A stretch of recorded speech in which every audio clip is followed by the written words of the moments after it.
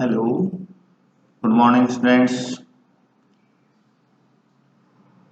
Nuclear physics में एक बार फिर आपका स्वागत है। आज का हमारा टॉपिक है नाभिकीय कोणीय संवेग, न्यूक्लियर एंगुलर मोमेंटम। नाभिकीय कोणीय संवेग, इसकी परिकल्पना क्यों की गई, इसे समझने के लिए हम पहले इलेक्ट्रॉन के बारे में बात करते हैं। परमाणुओं के स्पेक्ट्रम की सूक्ष्म संरचना को समझने के लिए इलेक्ट्रॉन के एक नेज कोणीय संवेग की कल्पना की गई। इसकी सहायता से स्पेक्ट्रम की व्याख्या सफलतापूर्वक की गई। इसी बात को ध्यान में रखते हुए स्पेक्ट्रम की जो हाइपर फाइन स्ट्रक्चर थी उसको समझने के लिए नाभिक में भी एक नेज कोणीय संवेग की कल्पना पाउली द्वारा की गई। स्पेक्ट्रम की अति सूक्ष्म संरचना की व्याख्या नाभिक के नेज कोणीय संवेग से संबंधित चुंबकीय आघूर्ण तथा परमाणु में स्थित इलेक्ट्रॉन की गति के कारण उत्पन्न चुंबकीय क्षेत्र की अन्योन्य क्रिया से की जा सकती है। तो यहाँ तक की बात को समझिए कि जब स्पेक्ट्रम का अध्ययन किया गया तो ये देखा गया कि उसमें सूक्ष्म संरचना है, यानी जो ब्रॉडर लाइंस थी स्पेक्ट्रम में, उनको जब बहुत अच्छे माइक्रोस्कोप से, अच्छी विभेदन क्षमता वाले माइक्रोस्कोप से देखा गया तो उनमें और सूक्ष्म लाइनें मिली। इस सूक्ष्म संरचना को समझने के लिए इलेक्ट्रॉन के लिए एक नेज कोणीय संवेग की कल्पना की गई। जब स्पेक्ट्रम का और अच्छे से अध्ययन किया गया तो उसमें हाइपर फाइन स्ट्रक्चर यानी और भी अति सूक्ष्म संरचना मिली।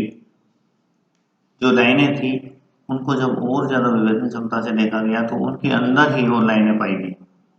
इनको समझाने के लिए न्यूक्लियस के भी एक intrinsic nuclear angular momentum Naz कोणीय संवेग की कल्पना पाउली ने की। इस सूक्ष्म संरचना की व्याख्या हम नाभिक के नेज कोणीय संवेग से संबंधित जो चुंबकीय आघूर्ण है, मैग्नेटिक मोमेंट, और परमाणु में स्थित इलेक्ट्रॉन की गति के कारण उत्पन्न चुंबकीय क्षेत्र, उन दोनों की इंटरेक्शन यानी अन्योन्य क्रिया के द्वारा कर सकते हैं। तो इस परिकल्पना के अनुसार नाभिक में किसी अवयव का नेज कोणीय संवेग G दो भागों से मिलकर बना हुआ माना जा सकता है। एक तो कक्षीय कोणीय संवेग यानी ऑर्बिटल एंगुलर मोमेंटम, और दूसरा प्रचक्रणीय कोणीय संवेग यानी spin angular momentum. Orbital angular momentum L and spin angular momentum S। Orbital angular momentum अवयव के किसी बिंदु के सापेक्ष कोणीय गति के कारण उत्पन्न होता है। जो कक्षीय कोणीय संवेग है वो जो भी चार्ज पार्टिकल है उसके किसी बिंदु के सापेक्ष कोणीय गति के कारण वह उत्पन्न होता है।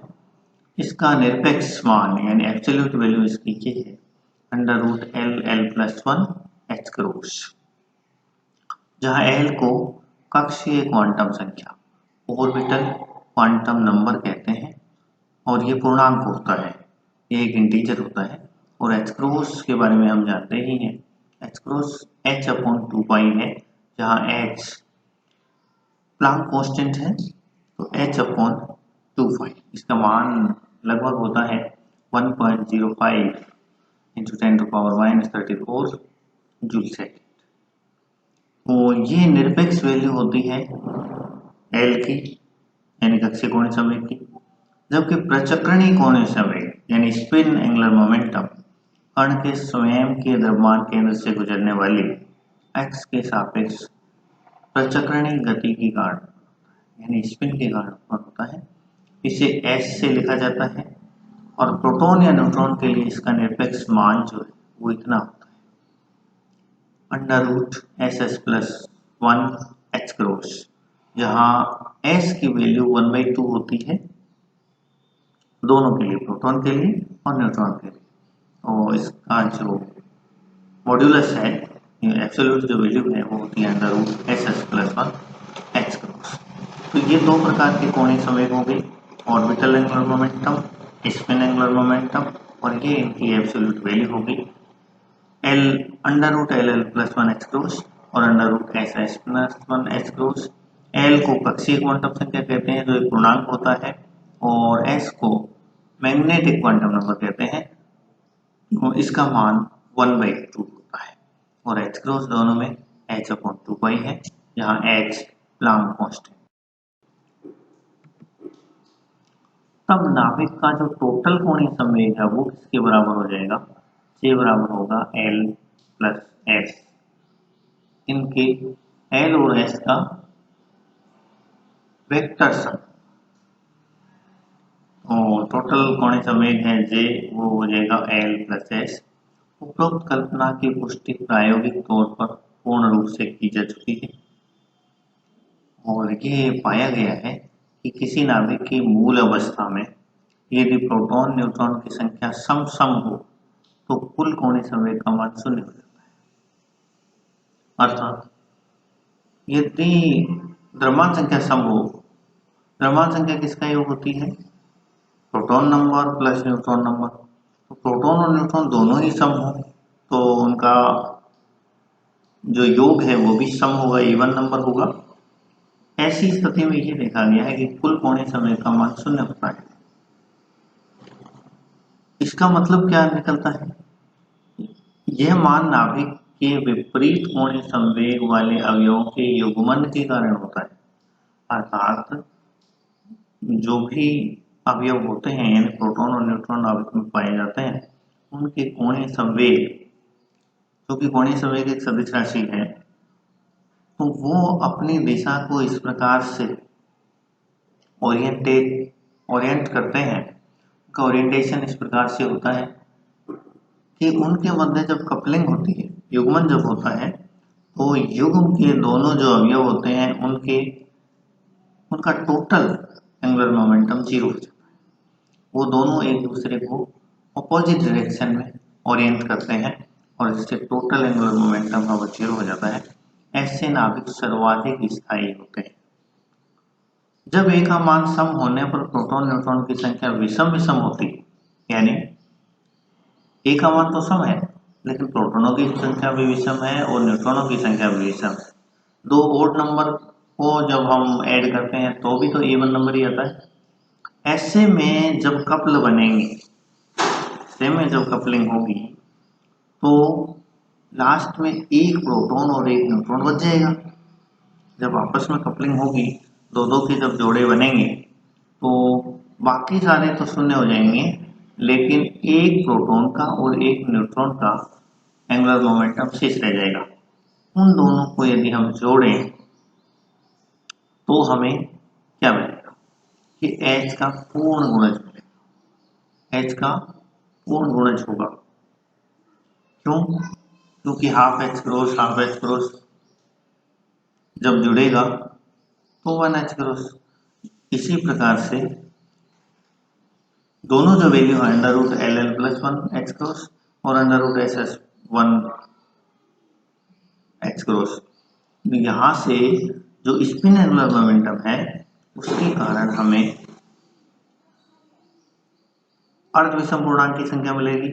और जब प्रोटॉन और न्यूट्रॉन दोनों की संख्या विषम है तो दोनों में एक एक कण का जो एंगुलर मोमेंटम वो शेष रहेगा, और उनको दोनों को हम ऐड करेंगे तो हमारे पास फिर से पूर्णांक आएगा, तो H का पूर्ण गुणज मिलेगा।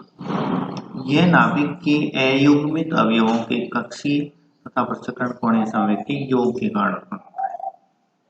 तो इससे ये भी पता चलता है कि नाभिक के अंदर युग्मन होता है, जो कॉन्स्टिट्यूएंट्स हैं उनका, अवयवों का, और यदि दोनों की संख्या सम है तो टोटल एंगुलर मोमेंटम 0 हो जाता है, क्योंकि प्रत्येक जो कपल बनता है उसका रिजल्टेंट एंगुलर मोमेंटम 0 होता है।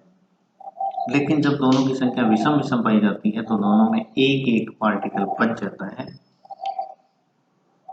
युग्म बन नहीं पाता उसका, तो उनका जो स्पिन एंगुलर मोमेंटम ऐड होता है और उसके कारण हमें H क्रॉस का पूर्ण गुणज मिलता है कुल कोणीय संवेग का मान। इसी प्रकार यदि विषम ए संख्या वाले नाभिकों का कोणीय संवेग देखें हम, तो इनका एक्स क्रॉस का अर्ध पूर्ण गुणज पाया जाता है। क्यों? क्योंकि यदि ए विषम है तो या तो प्रोटॉन संख्या विषम है या न्यूट्रॉन संख्या विषम है। तो जो सम है, जैसे मान लो ए विषम है और उसमें प्रोटॉन संख्या तो सम है लेकिन न्यूट्रॉन संख्या विषम है, तो प्रोटॉन तो आपस में कपल बना लेंगे और उनका रिजल्टेंट 0 होगा, लेकिन एक न्यूट्रॉन का एंगुलर मोमेंटम बचा रह जाएगा और इसलिए जो टोटल एंगुलर मोमेंटम है वो एक्स क्रॉस का अर्ध पूर्णांक मिलेगा। वो पूर्ण गुणज नहीं मिलेगा एक्स क्रॉस का, बल्कि half odd integral x cross मिलेगा, जो इस बात को प्रदर्शित करता है कि नाभिक में सभी प्रोटॉन न्यूट्रॉन युग्मित नहीं है। हालांकि मैजिक संख्या वाले नाभिक इसके अपवाद हैं।